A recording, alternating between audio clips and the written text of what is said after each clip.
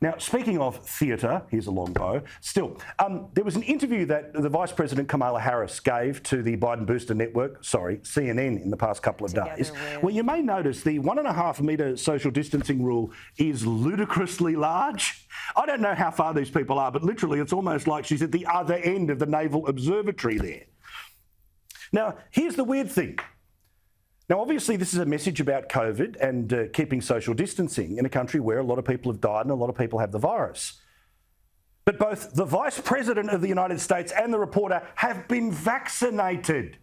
You don't have to stay a kilometre away from somebody who has been vaccinated.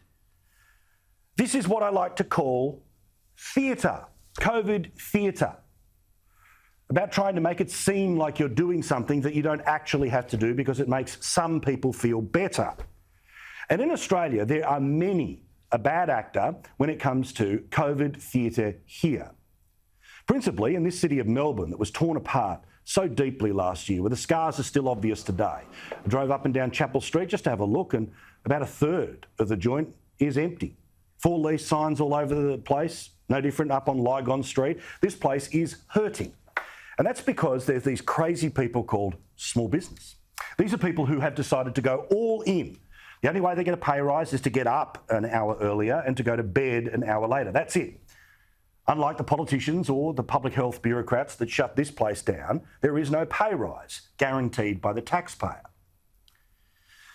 Well, after this place came out of lockdown towards the end of last year, Daniel Andrews was trying to tell all and sundry that many of the small businesses who had been beaten around the head by his own actions, of course caused by his own failures, were going to be put right by a huge compensation package. Here's some more theatre to show they cared. All the way through, we've provided record, unparalleled support to businesses right across the state. But how's this?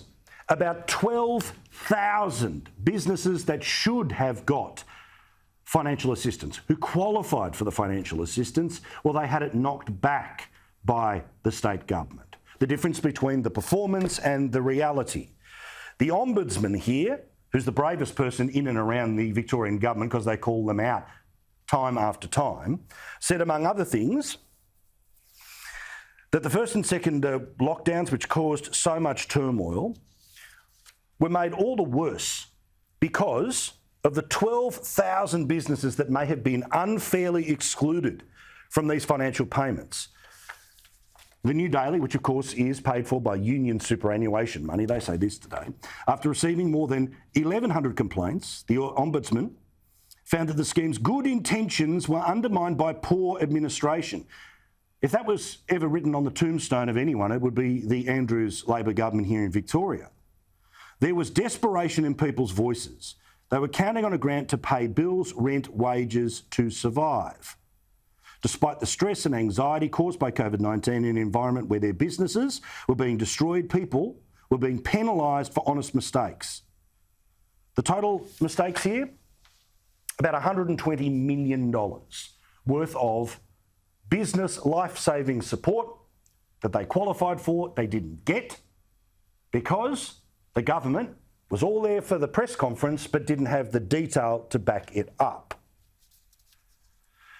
And as I said before, the Ombudsman in this state is a particularly brave person because they were there to call them out about red shirts, they were there to call them out about excessive spending, and part of their punishment is that the Andrews government is now trying to squeeze them from funding because, of course, they are currently investigating whether taxpayer money was rewarded as part of the ALP branch stacking stuff that you would have seen on 60 Minutes a few months ago.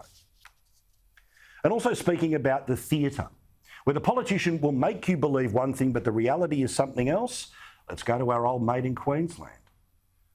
COVID can happen at any time if we don't keep our robust quarantine system, which we do have in Queensland, and we've seen 18,000 international arrivals that have come back through hotel quarantine. And my job is to keep that safe. That's what she was telling people at the People's Forum here on Sky News just before the election, an election that she easily won. Well, as you know, there was a lockdown that took place in Brisbane in March of this year. Why? Because there were clusters that got out of control in hotel quarantine and then in hospitals where people were supposed to take care of people in hotel quarantine. We also learnt that according to a survey of the Doctors' Union in Queensland, about 40% of doctors treating those with COVID at the time of these lockdowns, that 40% of them had not been vaccinated. Now, as of tonight, in Queensland, there has been 137,870 doses of the vaccine that have been handed out in the entire state.